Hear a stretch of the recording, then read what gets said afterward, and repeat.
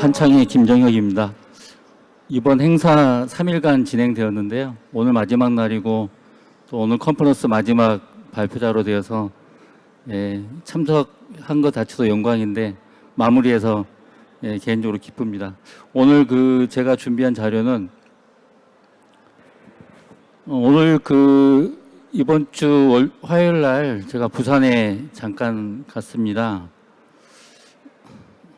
부산에 가서 이제 부산시 블록체인 관련해서 미팅을 좀 진행을 했고요. 했는데 올해가 아마 부산시가 세계 최초로 블록체인 특구 지정된 지 2년이 좀 지났고요. 앞으로 2년이 좀 안 남았는데 그동안 부산시에서 의욕적으로 또 정부에서나 또 부산 지자체에서도 세계에서 주목받는 블록체인 특구 사업을 진행을 하고 있는데 지금 현 주소가 그렇게 밝지만은 않습니다. 앞으로도 2년 남은 동안 더 열심히 블록체인 산업 발전을 위해서 특구가 많이 기대를 많이 하고 있는데요. 결국은 우리나라가 이 블록체인을 받아들이는 정책, 방향이 현재 블록체인 산업의 현 주소를 말하고 있는 것 같습니다. 블록체인과 암호화폐를 분리했던 정책이 우리나라의 블록체인 산업과 암호화폐 또 디지털 자산 거래소 또 다양한 디지털 자산 관련된 여러 가지 암호화폐의 기능들이 서로 이렇게 조화롭지 못하게 불균형됨에 따라서 우리나라 블록체인 특구 산업도 아직은 답보 상태에 있고 앞으로도 기대가 그리 밝지는 않지만 남은 기간 동안 부산 특구나 정부 정책 담당자들이 이제는 암호화폐와 블록체인을 조화롭게 정책을 잘 꾸려야 할 시기가 아닌가, 또 이에 대한 좀 점진적이고 긍정적인 그런 방향을 기대해 봅니다. 제가 자료를 일주 전에 제출을 했는데요. 지금 미국 달러 환율이 1994원 4.0 딱 끝자리까지 맞췄습니다. 지금 원달러 환율이 많이 상승돼 있고요. 이 부분은 이제 코로나 이전에도 과거에 외환위기라든지 금융위기가 찾아왔을 때 미국 달러는 양적 완화를 진행을 했습니다. 양적 완화가 이제 유동성 공급을 위해서 달러를 이제 무한 공급했던 그런 정책이고요. 물론 이제 경기 부흥을 위해서 이러한 정책을 진행을 했지만 최근에 이제 미국 경기가 좀 살아나고 일자리도 고용 효과가 늘어나는 것 때문에 이제 테이퍼링에 이제 그런 신호를 주고 있습니다. 이렇게 테이퍼링 자체는 이제 달러 공급을 더 이상 안 하고 그동안 자산 매입 규모를 축소하는 의미인데 발표가 나자마자 이제 세계 각국의 외환 시장하고 주식 시장은 큰 충격을 받습니다. 파동이 심하죠. 채권 시장도 마찬가지고요. 그만큼 우리 미국 달러는 세계 모든 나라의 어떤 자본시장, 금융시장, 주식시장을 뒤흔들고 있습니다. 한 나라의 달러가 세계 각국의 화폐 시장을 이렇게까지 크게 영향을 많이 주고 있는데 이것은 최근의 일이 아니고 미국 달러는 100년 동안 세계에서 가장 강한 화폐로서 작동을 하고 있고 거기에 대한 부작용이 지금 이렇게 일어나고 있습니다. 결과적으로는 과거 금융위기나 이런 위기가 올 때마다 미국 달러 법정화폐를 무한 공급해서 결국은 금융자본 시장만 살리고 일반 시민들과 기업체들은 도산하고 또 일자리를 잃고 또 많은 고통을 받고 있습니다. 이러한 부분이 현재 화폐의 가장 큰 모순이고 이러한 화폐에 대한 반감이 2008년부터 지금까지 계속 이어지고 있습니다. 그래서 인류 화폐에 대한 개혁이 시동되는 시기도 우리가 2008년 외환 금융위기가 시작된 거죠. 리먼 브러더스 사태가 촉발되면서 세계 경제 금융시장은 다 얼어붙었고요. 결국은 미국 달러에 의해서 다른 화폐들은 이제 유럽도 다 통합이 됐죠. 유럽은 통화 주권을 포기했습니다. 그래서 유로라는 단일 화폐로 대응을 하고 있고요. 위안화라든지 엔화도 마찬가지입니다. 달러의 역부족인 지금의 그 가장 모순적인 구조를 이어오고 있고요. 그래서 나타난 게 비트코인이고요. 비트코인은 우리가 알다시피 이제 그 탈중앙화된 그런 개념이고, 또 민간이 스스로 발행해서 또 발행량을 정해놓고 또 거기에 대한 가치나 보상이나 이런 것들을 시스템적으로 만들어놨기 때문에 이것은 어떻게 보면 중앙화폐, 중앙은행, 기존 금융 시스템에 대한 가장 큰 도전이고 가장 큰 리스크라고 생각을 하고 있습니다.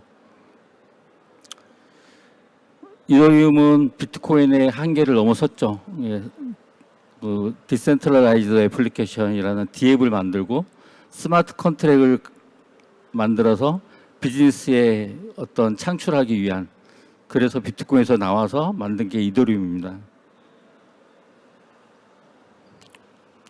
이제는 스테이블 코인이 나오고 있죠. 우리 법정 화폐에 기반한 스테이블 연동하는 그런 스테이블 코인이 나오고, 또 페이스북의 그 리브라는 혹독한 대가를 치렀습니다. 리브라를 발행하기 직전에 세계 각국의 규제 당국이나 중앙은행의 어떤 그 압력, 그래서 리브라의 컨소시엄은 다 해체가 되고 지금은 또다시 DM이라는 이름으로 새로운 민간화폐를 페이스북 사용자를 위한 새로운 결제, 새로운 화폐 시스템을 준비를 하고 있습니다.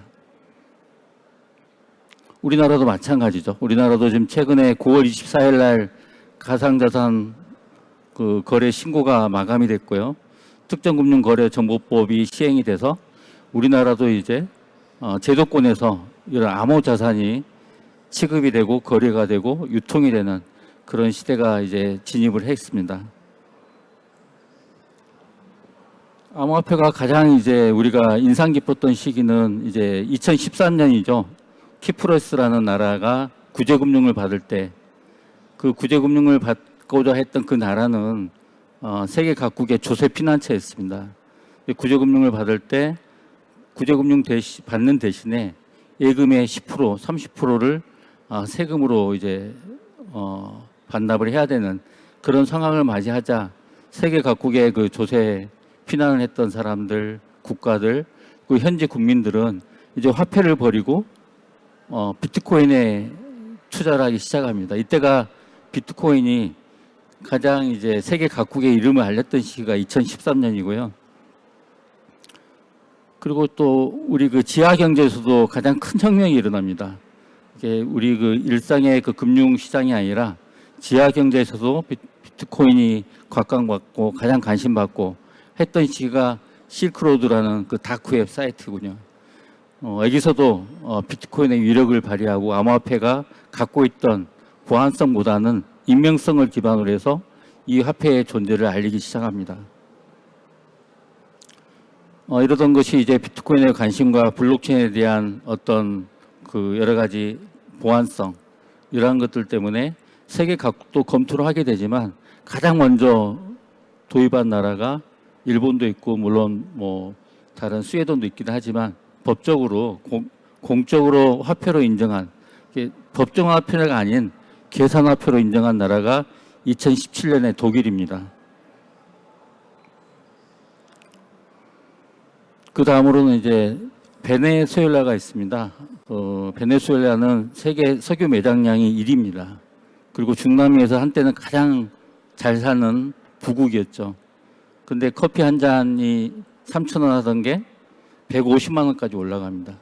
그 나라의 통화량 조절이 실패했을 경우, 이러한 인플레이션이 닥쳤을 경우 그 국민들은 이제 그 나라의 화폐를 버리고 이런 암호화폐에 이제 투자를 하거나 그 암호화폐를 사서 재산 증식이나 아니면 결제, 그런 화폐의 그 가치를 새롭게 정의를 하고 있습니다. 그리고 또 바하마라는 나라가 있습니다. 이 바하마는 세계에서 처음으로 중앙은행이 발행한 CBDC를 갖고 있어요. 물론 블록체인 기반 아니지만 그 나름대로 그 미국 달러에 의존하지 않고 자체적으로 디지털 화폐를 발행한 첫 국가입니다. 최근에 이제 엘살바도르라는 나라는 대통령이 직접 국영으로 대통령이 직접 화폐 발행을 하죠. 화폐를 발행을 암호화폐를 하는 게 아니라 비트코인을 법정화폐로 지정하게 됩니다. 그럼 국민들은 비트코인을 사가지고 결제를 하거나 송금하거나 재산 가치를 해야 되는데 이러한 부분이 처음에는 대통령의 그런 어떻게 보면은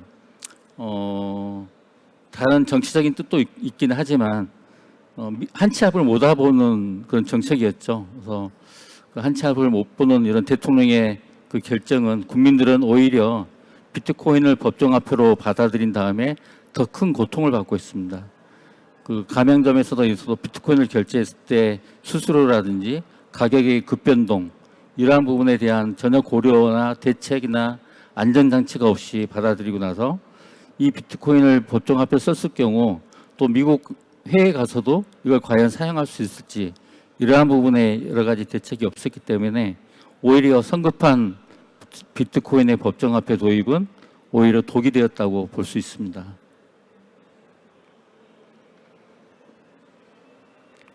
세계 주요 금융기구입니다. IMF라든지 월드뱅크라든지 영란은행이죠. 영국은행.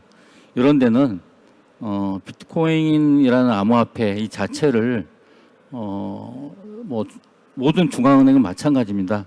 다 싫어합니다. 탈중앙이라는 용어 자체를 싫어합니다. 비트코인에 대한 여러 가지 좋은 장점이라든지 좋은 기능들이 있고 좋은 역할이 있음에도 불구하고 세계 주요 국제금융기구나 중앙은행에서는 반대하죠. 그 반대는 규제를 하기 시작합니다. 지금 이제 최근에 이 금융이 디지털화가 많이 가속화가 되고 모든 자산이 이제 디지털화되면서 가상자산, 가상세계, 그 증강현실의 세계에서도 이 디지털 자산이 얼마든지 쓰일 수 있구나 이렇게 전망을 많이 하고 있고요. 회에서는 이미 이 가상현실에서 디지털 자산의 가치, 디지털 자산의 그 교환을 또 거래를 여러 가지 또 금융 상품을 만들어내고 있습니다. 암호 자산에 대한 그 모든 미국을 비롯한 뭐 자산가라든지 국제금융 담당자, 중앙은행 총재들은 모두가 반대하고 있습니다. 이 부분에 대해서는 신문 기사에서 많이 봤겠지만 절대적으로 이러한 새로운 암호화폐 등장, 새로운 디지털 자산에 대한 그 경각심, 또 규제에 대한 그 목소리가 높아지고 있는 현실입니다.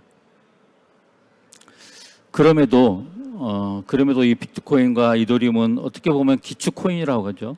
이런 안정된 글로벌 기축 코인에 대해서는 이제는 서서히 자본시장 제도권에서 금융 상품화하고 있습니다. 시카고 옵션 거래소라든지 시카고 선물 거래소에서는 이미 이제 비트코인을 기반으로 한 그 기초 상품을 만들고 파생 상품을 만들어서 상장을 하고 있어요. 실제 거래소에서 이러한 비트코인 관련된 파생 상품들이 거래를 시작한 게 2018년 이후입니다. 상품 거래소도 2020년에 이제 출시가 됐고요. 하지만 이 선물하고 옵션은 개인들이 하기 어려운 그 투자 상품이에요. 이러한 파생 상품은 이제 기관 투자가들이 주로 고객이고요. 이런 기관 투자가들에 의해서 이 암호화폐에 대한 금융 상품에 대한 투자가 이루어지고 결과적으로는 해지 수단도 마찬가지고 자본의 그 리스크 수단 여러 가지 다양한 금융 거래 수단으로서 작용을 하고 있습니다. 2018년 이후 2020년까지는 이제 기관 투자가들이 거래를 하게 되는 그런 그 ETF 상품은 없었죠. 이제는 선물 옵션에 이어서 이제 ETF가 나옵니다. ETF는 상장 지수 펀드예요. ETF는 개인들이 할 수 있는 종목입니다. 그래서 지금 토론토 증권거래소는 이 비트코인 ETF를 출시해서 이미 지금 거래를 하고 있고요. 이 개인들이 오히려 미국 사람들이 미국 시민권을 포기한 경우도 있어요. 브라질이나 캐나다 시민권으로 가서 포기한 사람들의 일부를 보면 이 비트코인 ETF를 거래를 하고 싶어하는 게 있어요. 그래서 지금 토론토 증권거래소는 비트코인 ETF뿐만 아니라 지금 이더리움 ETF도 증권거래소에 상장해서 신청한 상태입니다. 이만큼 세계 각국의 규제 당국이나 중앙은행이나 정부에서 암호자산에 대한 규제나 그런 여러 가지 반감이 목소리가 높아지고 있음에도 불구하고 이제는 자본시장에서는 이 암호자산을 인정해주고 오히려 이제 중앙은행에서도 더 이상 방관하지 않고 암호자산에 대한 연구를 많이 하고 이제는 중앙은행이 직접 화폐를 발행하는 디지털 암호화폐입니다. 우리나라도 디지털 원화를 이제 발행하기 시작하기 위해서 모의 실험에 진행에 들어갔고요. 세계 각국의 85%는 지금 디지털 화폐 발행에 대한 연구를 착수하고 시범 사업을 준비하고 있습니다. 그러면은 전자상거래 우리가 잘 알고 있는 플랫폼 전자 공룡 기업들도 어떡하냐? 페이팔이나 아마존, 라쿠텐 같은 경우도 이제 암호화폐 거래소를 직접 설립하거나 암호화폐에 관련된 결제라든지 다양한 커스터디 네트워크 이런 서비스를 추가로 지금 진행을 하고 있고요. 이렇든 이제 산업자본, 금융자본, 자본의 모든 자본들이 이제 어떤 암호자산, 디지털 자산에 이동을 많이 하고 있고 결과적으로는 정부에서 발행하는 암호화폐, 이 디지털 화폐하고 민간 투자 영역에서 발행하는 암호화폐의 어떤 디지털 자산 상품 결국은 같이 이제 경쟁을 하든지 상호 보완적인 관계로 진입할 것이라는 전망을 하고 있습니다. 앞서서 디파이에 대한 설명을 들었죠. 이제 그동안 중앙 집중이고 폐쇄형이었던 금융시장은 이제는 개방적이고 오픈형 금융 서비스 시장으로 진입을 하고 있습니다. 지금 60조 원 가까운 디파이 예치금을 그래프에서 보듯이 이러한 부분은 디파이에 대한 시장의 규모가 급증하고 있습니다. NFT도 마찬가지고요. 그리고 메타버스 관련된 투자라든지 시장 규모도 우리가 상상할 수 없을 정도로 급격하게 증가를 하고 있습니다. 우리나라도 STO가 있었으면 좋겠다는 의견이 많습니다. 물론 STO가 증권법이라든지 그동안의 규제 당국, 금융 당국에서도 STO에 대한 검토를 하고 있겠지만 좀 더 우리 부산 특구에서 이러한 STO가 활발하게 이루어지기를 기대를 해봅니다. 우리 화폐 변화는 이제는 앞으로 암호화폐와 전자화폐가 복합된 디지털 화폐로서 이제 모든 걸 지금 그런 자산 시대를 맞이하게 될 것이고요. 비트코인도 이제 우리가 보통 디지털 금이라고 많이 하고 있는데 디지털 금 이상의 자산 가치를 지니고 있다는 것은 우리가 다 알고 있습니다. 앞으로 이제 글로벌 금융기관이라든지 우리 자본시장에서도 이 비트코인을 관련된 여러 가지 상품이나 또 여러 가지 금융의 수단으로서 많이 편입이 될 것을 예상하고 있고요. 우리나라도 금융위원회나 과기부가 주무부처로 지정이 됐습니다. 그동안 방관하고 방치했던 주무부처라든지 규제 그리고 어떤 산업의 발전을 위한 전담부처가 지정이 돼서 앞으로 더 많은 정책들이 양산될 걸로 예상을 하고 있습니다. 이제는 비트코인이 디지털 자산이 되면 어떤 다양한 화폐로서의 원화로서의 그런 가치를 가지고 일상에서도 사용될 수 있을 것입니다. 중앙은행이 지금 진행하고 있는 프로젝트가 지금 보면 나와 있고요. 내년 6월 달에는 디지털 원화가 오프라인에서 결제가 되고 국가 간 송금이 되는 이러한 테스트에 준비를 하고 있습니다. 이제 암호자산, 암호화폐, 디지털 자산 이 자체가 기존의 법정화폐에 똑같은 수준의 그런 거버넌스 체계로 진입했다는 것입니다. 과거에는 암호화폐는 발행만 있고 규제나 사법당국이 없었습니다. 이제는 사법당국이나 규제당국, 중앙은행도 이 암호자산에 대한 어떤 규제의 틀을 갖고 있기 때문에 이제 과거의 불확실성, 불투명성은 사라지지만 이제 조금 더 좀 그 가치가 확실한 그런 그 화폐 기반의 비즈니스가 나올 것으로 예상을 하고 있습니다. 블록체인이 이러한 부분을 이끌어줄 것으로 예상을 하고 있고요.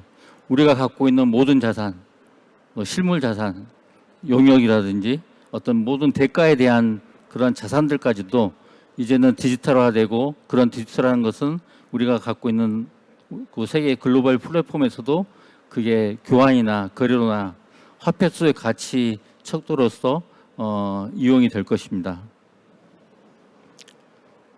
그래서 오늘은 제가 이제 디지털 자산의 그 미래는 화폐에서는 기존의 기축통화에 뿐만 아니라 암호화폐 기축코인, 그리고 중앙은행에서 발행하는 디지털 화폐, 이런 삼각관계에서 앞으로 우리 가상세계나 우리 그 증강현실 세계에서는 개인의 모든 디지털 자산이 이제는 가상자산화돼서 함께 혼용되고 쓰고 있고, 그 역할이 분명히 있을 것이고요. 앞으로는 중앙은행이 아닌 개인이나 민간에서 충분히 자기만의 자산을 가지는 화폐를 발행할 시대가 올 것으로 전망을 하고 있습니다. 제가 시간이 좀 부족해서 좀 급하게 좀 마무리했는데요. 제가 준비한 자료는 여기까지고요. 앞으로 그 디지털 자산이라든지 블록체인 기술, 이러한 부분에 대해서도 많은 관심과 좋은 그런 커뮤니티가 있었으면 좋겠습니다. 감사합니다.